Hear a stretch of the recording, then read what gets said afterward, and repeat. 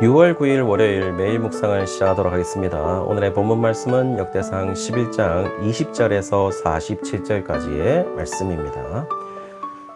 네, 주일 본문에 보시면은 11장 15절에 30 우두머리 중 세 사람으로서 이 첫 번째 그룹이 언급이 됩니다. 예, 오늘 본문은 20절에 보시면은 우두머리 중 세 사람으로 두 번째 그룹이 나오고 그 세 사람의 우두머리로 요압의 아우 아비새를 언급하고 있습니다.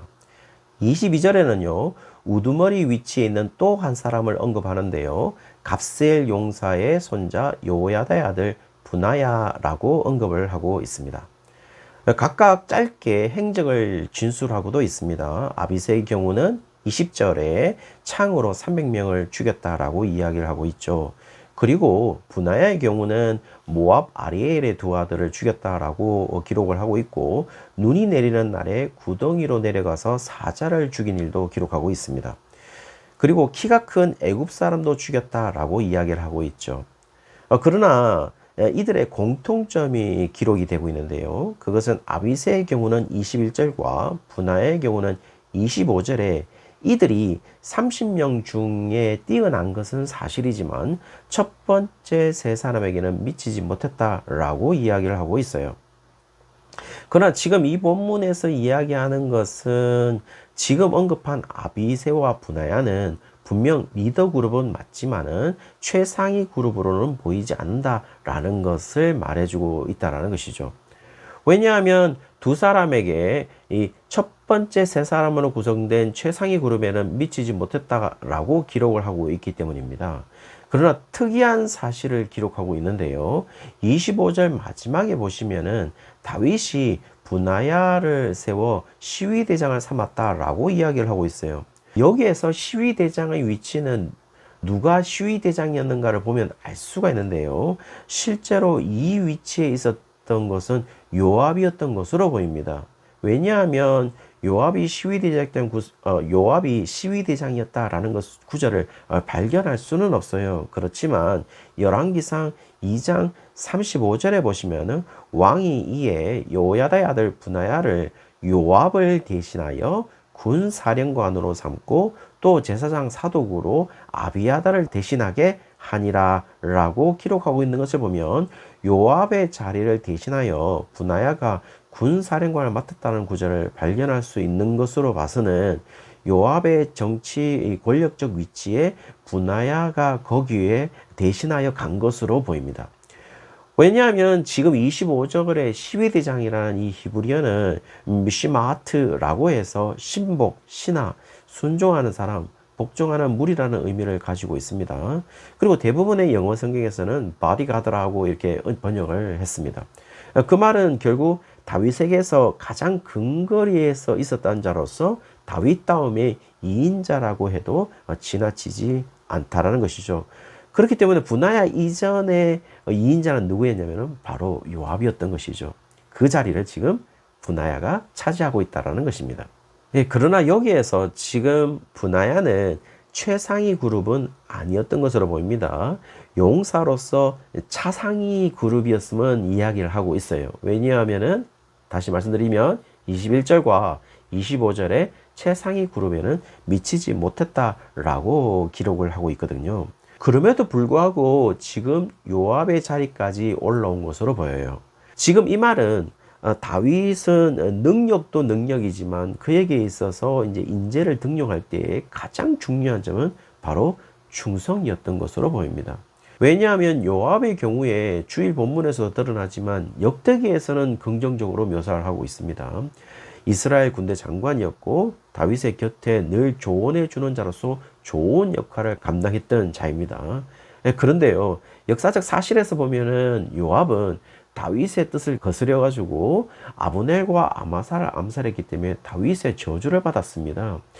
그리고 다윗의 후계자로서 솔로몬을 추대하지 않고 아도니아를 추대함으로써 다윗의 뜻을 또 거스렸죠. 그리고 이 일로 통하여서 오늘 본문에 언급되는 분하야에 의해서 제거가 됩니다.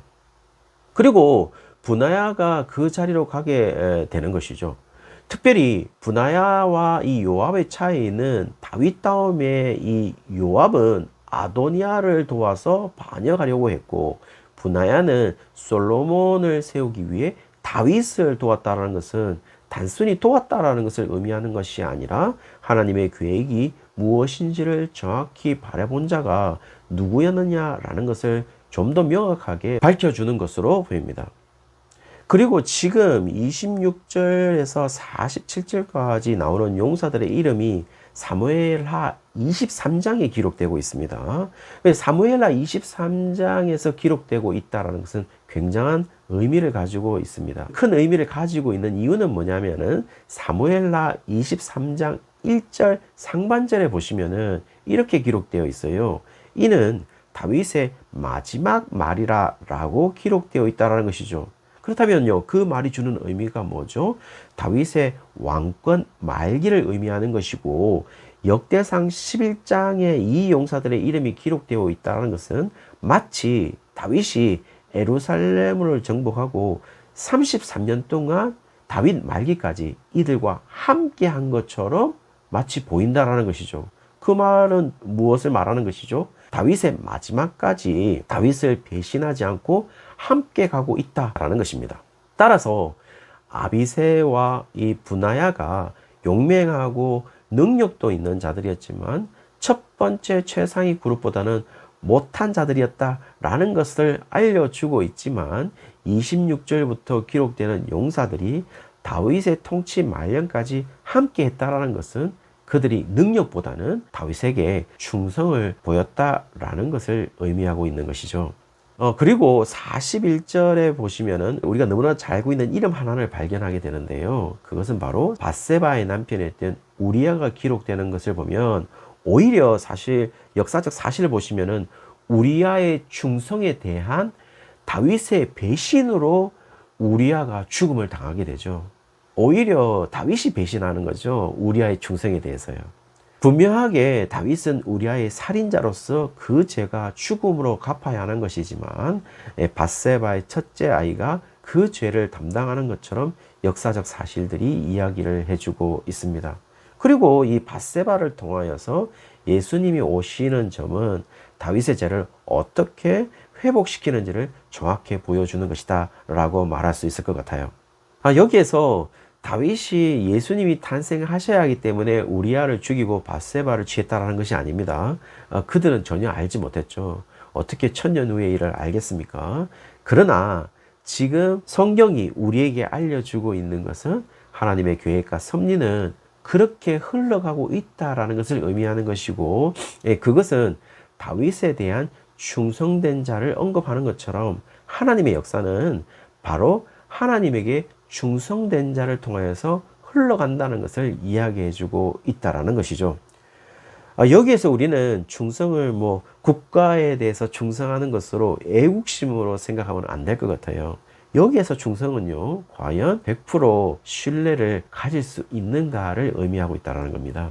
그러므로 다윗이 능력 있는 자보다는 충성스러운 신뢰 있는 자를 선택했다는 것을 알 수 있고, 다윗의 이런 인재 등용은 바로 하나님은 어떤 사람을 사용하는지를 보여주는 그림자라고 할 수 있을 것 같아요. 하나님 역시 능력 있는 자를 사용하는 것이 아니라 결국 충성스러운 자를 사용한다는 것을 말해주는 장면인 것이죠.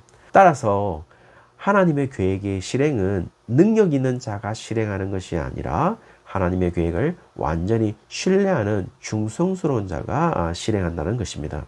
왜냐하면 이런 사람들의 이 등용이 단순히 다윗의 생각이 아니라 어제 본문이지만 11장 10절에 보시면 다윗에게 있는 용사의 우두머리는 이러하니라. 이 사람들이 온 이스라엘과 더불어 다윗을 힘껏 도와 나라를 얻게 하고 그를 세워 왕으로 삼았으니 이는 여호와께서 이스라엘에게 대하여 이르실 말씀대로 함이었더라 라고 말하는 부분에서 보면 용사들을 세우는 문제에서 마지막에 다윗은 여호와께서 이스라엘에 대하여 이르신 말씀대로 했다라고 말을 하고 있어요. 이 말씀을 통하여서 자신의 왕됨도 자신의 능력으로 된 것이 아니라 바로 하나님의 약속에 의하여 하나님의 철저한 계획에 의하여 된 것이라면 다윗의 나라와 왕권을 세워지는 것을 돕는 사람들도 능력 위주로 세우는 것이 아니라 하나님의 약속을 철저하게 신뢰하는 자로서 충성된 자를 세워야 한다는 것을 이야기해주고 있다는 것입니다. 나라도 그러한데요. 교회는 어떠해야 되겠습니까? 교회도 똑같겠죠.